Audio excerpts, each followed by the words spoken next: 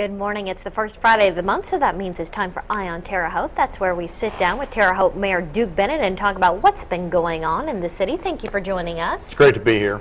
Now, you've wrapped up your neighborhood summits for this year. Tell us a little bit about how those went. Did you find anything different or interesting about those? Well, I don't know if really different. You know, each meeting there's always some questions that we don't get a lot of times that people have just kind of held for that. Sometimes they like to do that, or just an update about a project that's affecting their neighborhood that would be more current than what might be what they read in the newspaper or saw in the news.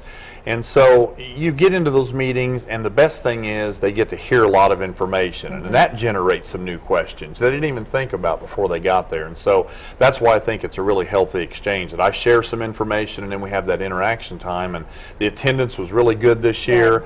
We had a lot of questions, you know, in the Margaret Avenue area when we did that District 1, because people kind of want to know what the plan is, you know, on the railroad at 19th and Margaret. So that was a good dialogue about kind of that future growth there, because that's long-term kinds of things.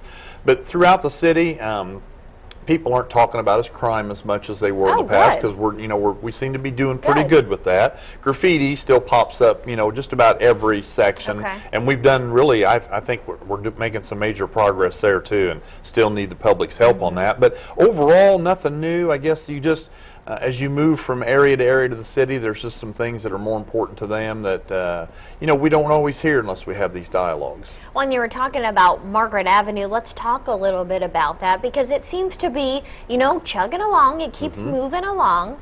It's moving along really well, mainly because no rain. You know, that's been one of the few benefits of the drought, and so they're way ahead of schedule. And technically, they don't have to be done till July of next year. That's what the project entails. But we believe they'll be done in October this year, and maybe come back and do some, you know, landscaping and that kind of stuff next spring. But the work will be completed on the road, and so ahead of schedule. It's been a long project. I mean, it goes way back before I took office, and just there's so many different issues got in the way of that, but now we're finally making that final push to get it done.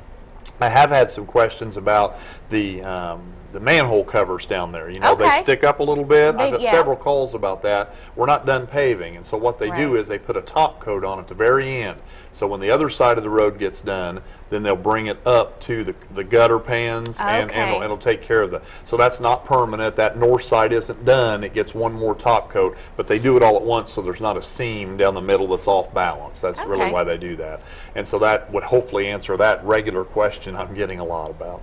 And also, let's talk a little bit. I know last time we were gearing up for the Wabash Avenue project, and now that's actually a go and starting. Yep, they've really been pushing hard on that too, and they were trying to get as much done as they could this past week before all the rains were supposed to come, and we were afraid it was going to get flooded, you know, and then we'd have to pump it out. But, you know, they haven't found any rail. When we did the ground penetrating radar, you could see where the rails were at, so it appeared that there were still rail there. Everything but the rail is there, all the ties and the landscape block and all the stone, and that's what made it soft in the middle. Whether there's rails or not, that ripple board effect would come from the railroad ties that deteriorate. So they've taken all that out and cleaned it, and then that'll be built up as what you can see, and then it'll all be repaved. So we're doing curb work and ADA handicap ramps, so that whole stretch will be in top-notch condition.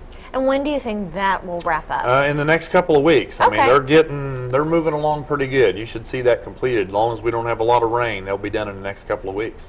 And real quickly, before we run out of time here, let's talk a little bit about looking towards next month and cleanup, fall cleanup. Yep, every year we have two cleanups, one in May and one in October. This year we moved it back a week because of ISU's homecoming, so it'll be on the 13th of October. We'll get that information out through the media, and we'll have dumpsters around town, and usually we have 300 or 400 people that show up to clean up, and they've been very successful. So we're looking forward to cleaning things up before winter comes. That just gets bigger and better every year, and it just helps beautify our city. It does. You can see the difference, the impact. You can. You really can. Yep. Well, thank you so much for joining us. We appreciate it. Lots of stuff to talk about this month.